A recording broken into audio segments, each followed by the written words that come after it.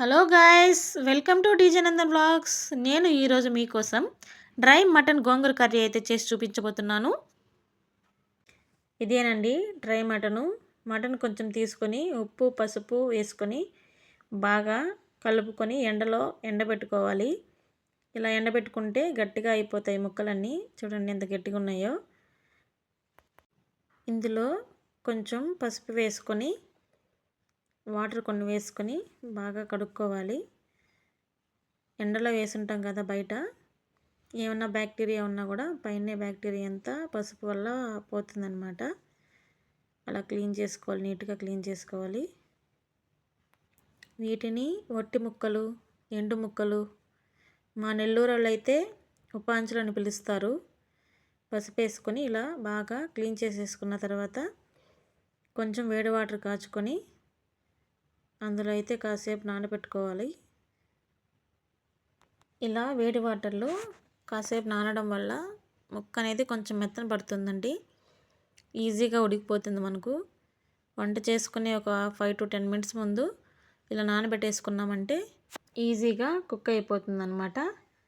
చూడండి, వేడి నీళ్ళు మరీ ఎక్కువ కాయాల్సిన అవసరం లేదు, గోరెచ్చగా ఉంటే సరిపోతుంది. ఇప్పుడు మనకు కర్రీలో కావాల్సిన పదార్థాలు ఏంటో చూద్దాము.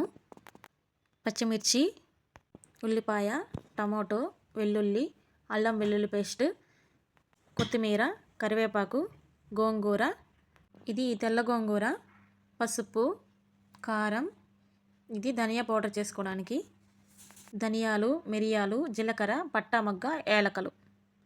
ఇప్పుడైతే తయారీ విధానంలోకి వెళ్ళిపోదాము. ఫస్ట్ అయితే గోంగూర తీసుకోవాలి.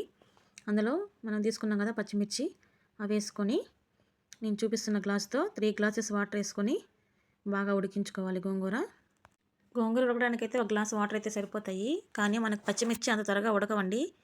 అందువల్ల 2 glasses ఎక్స్ట్రా పోయాల్సి వస్తుంది.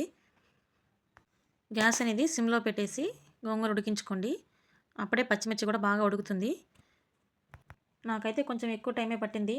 గోంగూర చాలా ముదురుగా ఉంది, అందుకే ఎక్కువ టైం పట్టింది నాకైతే. లేతగా ఉన్న గోంగూర అయితే 10 to 15 minutesలో ఉడికిపోతుంది. ఇప్పుడు తర్వాత ప్రాసెస్కి అయితే వెళ్ళిపోదాం. మనం ఎందులో అయితే కర్రీ చేసుకోవాలనుకుంటున్నామో ఆ పాత్రలోని ధనియా పౌడరు చేసుకోవడానికి కావాల్సిన పదార్థాలన్నీ వేసుకొని లైట్ బ్రౌన్ కలర్ వచ్చేలాగా ఫ్రై చేసుకొని ఒకసారి మిక్సీ పట్టుకోవాలి. వెల్లుల్లి కూడా యాడ్ చేసుకొని పౌడర్ చేసుకొని పక్కన పెట్టుకోవాలి. నెక్స్ట్ కొంచెం ఆయిల్ తీసుకొని ఆయిల్ బాగా వేడెక్కాక ఆవాలు,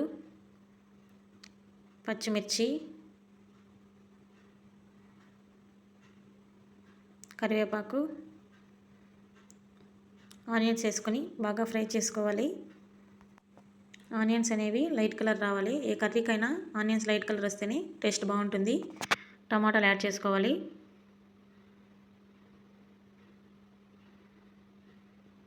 టమాటాలు అయితే బాగా మగ్గాయి కదా, 1 tablespoon అల్లం వెల్లుల్లి పేస్ట్ వేసుకోవాలి. బాగా కలుపుకొని పచ్చివాసన పోయే వరకు కలుపుకోండి. పసుపు, ఉప్పు, ముందుగా కడిగి నానబెట్టుకున్నాం కదా డ్రై మటను, అది వేసుకోవాలి. డ్రై మటన్ అనేది బాగా వాటర్లో నానుంటుంది కాబట్టి కారం వేయకముందే ఒక 5 to 10 minutes లో ఫ్లేమ్లో కలుపుతూ ఉడికించుకోండి. ఇలా లో ఫ్లేమ్లో ఉడికిన తర్వాత మూత పెట్టి 5 to 10 minutes అలాగే ఉంచండి. తర్వాత ఒకసారి కలుపుకొని కారం వేసుకోవాలి.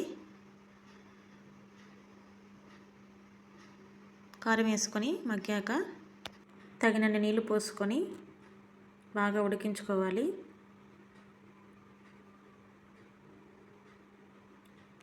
చూసారా ఎలా ఉడుకుతుందో. ఇప్పుడు ఇందులో మనం ముందుగా చేసుకున్న ధనియా పౌడర్ వేసుకోవాలి. కొత్తిమీర వేసుకొని కాసేపు ఉడికించుకోవాలి. ముందుగా ఉడికించుకొని దంచి పెట్టుకున్న గోంగూరను అయితే మటన్లో వేసుకొని బాగా కలుపుకోవాలి. గోంగూర వేయడం వల్ల మటన్ అయితే చాలా చిక్కగా అయిపోతుంది కదా. ఎంత చిక్కగా అయిపోయిందో, బాగా గట్టిపడిపోయింది. మనం కొంచెం వాటర్ వేసుకొని మరి కొంచెం సేపు ఉడికించుకుందాం. చూశారు కదా, ఎమ్మి డ్రై మటన్ గోంగూర రెడీ అయిపోయింది. దీనిని చపాతీలో అయినా, దోశలో అయినా, రైస్లో అయినా ఎందులో అయినా వేసుకొని తినచ్చు. మీరు కూడా ఒకసారి ఖచ్చితంగా ట్రై చేయండి. ఎలా వచ్చిందో నాకు కమెంట్ పెట్టండి. నా వీడియోస్ కనుక మీకు నచ్చినట్లయితే నా ఛానల్ని సబ్స్క్రైబ్ చేసుకోండి.